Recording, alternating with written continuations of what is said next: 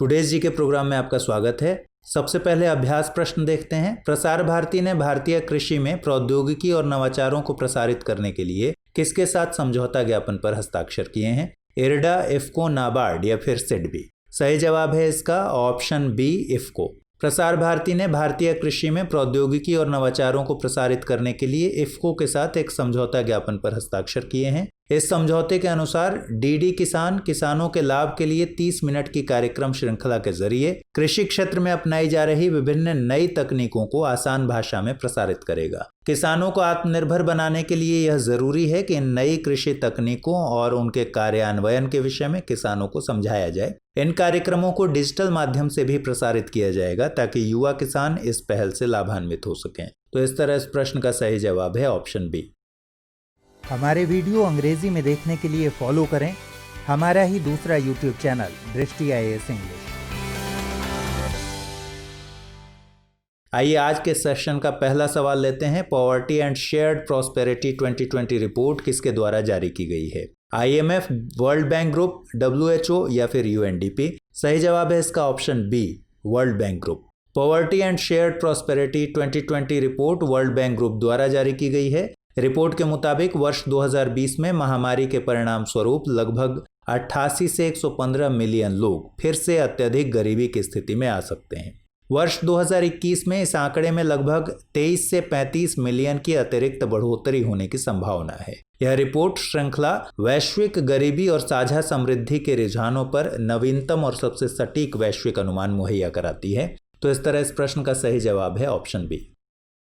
अगला सवाल है, भारत ने हाल ही में किस देश के साथ मिलकर साइबर सुरक्षा पर एक समझौते को अंतिम रूप दिया है? USA, इजराइल, ऑस्ट्रेलिया या फिर जापान? सही जवाब है इसका ऑप्शन डी, जापान। भारत और जापान ने 5G तकनीक और महत्वपूर्ण सूचना इंफ्रास्ट्रक्चर पर सहयोग को बढ़ावा देने के लिए साइबर सुरक्षा पर एक महत्वाकांक्षी समझौते को अंतिम रूप दिया है।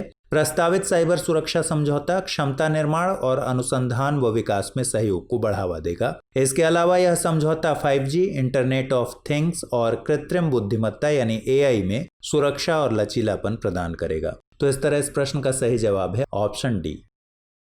अगला सवाल है, निम्नलिखित में से किसे RBI का नया डिप्टी गवर्नर नियुक्त किया गया? NS विश्वनाथन, विरल आचार्य, M राजेश्वर राव या फिर SS मुंद्रा? सही जवाब है option C, M Rajeshwar Rao. केंद्र सरकार ने M राजेश्वर राव को भारतीय रिजर्व बैंक का डिप्टी गवर्नर नियुक्त किया। श्री राव ने NS विश्वनाथन का स्थान लिया है। राजेश्वर राव वर्तमान में RBI के कार्यकारी निदेशक हैं और केंद्रीय बैंक में आंतरिक ऋण प्रबंधन, वित्तीय बाजारों के संचालन, अंतर्राष्ट्रीय और सचिव विभागों के प्रभारी हैं। तो इस तरह इस प्रश्न का सही जवाब है ऑप्शन सी।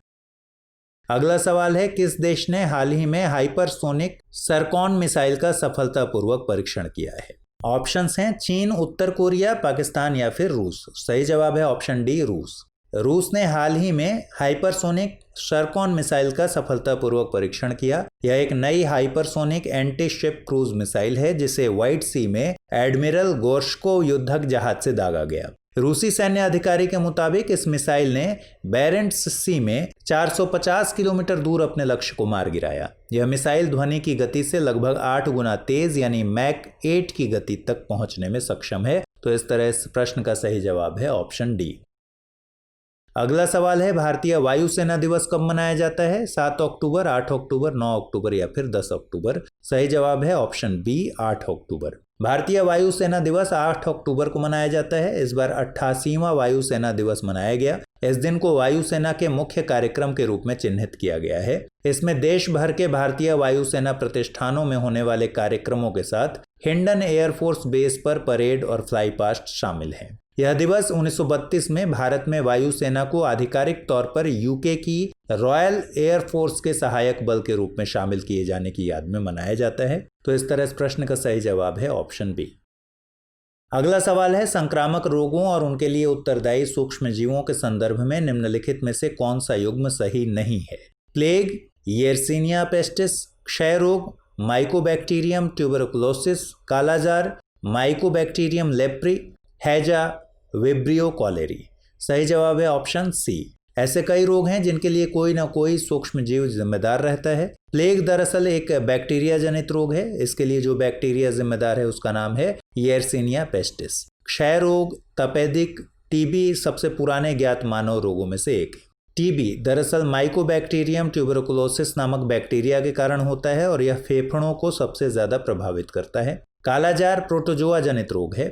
यह लीशमैनिया परजीवी के कारण होता है जो संक्रमित मादा फ्लेबोटोमाइन सैंडफ्लाई के काटने से फैलता है। माइकोबैक्टीरियम लेप्री नामक बैक्टीरिया से कुष्ठ रोग होता है। हैजा विब्रियो कॉलेरी नामक बैक्टीरिया से होता है। तो इस तरह इस प्रश्न का सही जवाब है ऑप्शन सी। अगला सवाल है 10⁹ को निम्नलिखित में से क्या कहा जाता है? गीगा, नैनो, माइक्रो या फिर एटो? सही जवाब है गीगा। 10 के विभिन्न घातों को निम्नलिखित रूपों में लिखा जाता है। 10 के धनात्मक घातों की बात करें तो 10 के पावर 1 को डेका कहते हैं। इसी तरह 10⁻² को हेक्टो, 10⁻³ को किलो, 10⁻6 को मेगा, 10⁻9 को गीगा, 10⁻12 को टेरा, 10⁻15 को पेटा, 10⁻18 को एक्सा, 10⁻21 को जेटा और 10⁻24 को योटा कहते हैं। इसी तरह अगर 10 के ऋणात्मक घातों की बात करें तो 10⁻⁻1 को डेसी, 10⁻⁻2 को सेंटी, 10⁻⁻3 को मिली, 10⁻⁻6 को माइक्रो, 10⁻⁻9 को नैनो, 10⁻⁻12 को पिको, 10⁻⁻15 को फेम्टो, 10⁻⁻18 को एटो, 10⁻⁻21 को जेप्टो और 10⁻⁻24 को योक्टो कहते हैं। तो इस तरह इस प्रश्न का सही जवाब है गीगा। अगला सवाल लेते हैं। निम्नलिखित कथनों पर विचार कीजिए। संकटापन्न जंतु एवं पादप प्रजातियों को उनके प्राकृतिक आवास में सुरक्षित रखने को इन सीटू संरक्षण कहते हैं। संकटापन्न पादप एवं जंतुओं की उनके प्राकृतिक आवास से अलग एक विशेष स्थान पर होने वाली देखभाल को एक्स सीटू संरक्षण कहते हैं। उपर्युक्त कथनों में से कौन सा या से कथन सही है या है? केवल एक, केवल दो, उपर्युक्त दोनों या फिर दोनों में से कोई नहीं? सही जवाब है इसका ऑप्शन सी। जैव विविधता का संरक्षण मुख्यतः दो तरह से होता है। ये विधियां हैं स्वस्थाने यानी इन सीटू तथा बाह्य स्थाने यानी एक्स सीटू। इन सीटू संरक्षण में संकटापन्न प्रजातियों को उनके प्राकृतिक आवास में सुरक्षित रखा जाता है। एक्स सीटू संरक्षण में संकटापन्न पादप एवं जंतुओं की देखभाल उनके प्राकृतिक आवास से अलग एक विशेष स्थान पर की जाती है। इन सीटू संरक्षण के अंतर्गत राष्ट्रीय उद्यान, वन्यजीव अभयारण्य और बायोस्फीयर रिजर्व्स आते हैं। एक्स सीटू संरक्षण के अंतर्गत जंतु उद्यान, वनस्पति उद्यान और वन्यजीव सफारी पार्क आते हैं। तो इस तरह इस प्रश्न का सही जवाब है ऑप्शन सी। अगला सवाल है जैव विविधता संरक्षण पर आधारित निम्नलिखित में से किस सम्मेलन को द अर्थ समिट के नाम से जाना जाता है? रियो सम्मेलन, सतत विकास पर विश्व शिखर सम्मेलन, UNFCCC कन्वेंशन या फिर स्टॉकहोम सम्मेलन? सही जवाब है ऑप्शन ए। जैव विविधता का कोई राजनीतिक परिसीमन नहीं होता, इसलिए इसका संरक्षण सभी राष्ट्रों की एक सामूहिक जिम्मेदारी है। 1992 में ब्राजील के रियो डी जेनेरियो में आयोजित जैव विविधता पर ऐतिहासिक सम्मेलन में सभी राष्ट्रों ने आह्वान किया कि वे जैव विविधता संरक्षण के लिए उचित उपाय करेंगे। इस सम्मेलन को द अर्थ समिट भी कहा गया। इसके बाद 2002 में दक्षिण अफ्रीका के जोहान्सबर्ग में सतत विकास पर विश्व शिखर सम्मेलन हुआ। इस सम्मेलन में दुनिया भर के 190 देशों ने शपथ ली कि वे 2010 तक जैव विविधता की जारी क्षति दर में वैश्विक, प्रादेशिक और स्थानीय स्तर पर महत्वपूर्ण कमी लाएंगे। तो इस तरह इस प्रश्न का सही जवाब है ऑप्शन ए।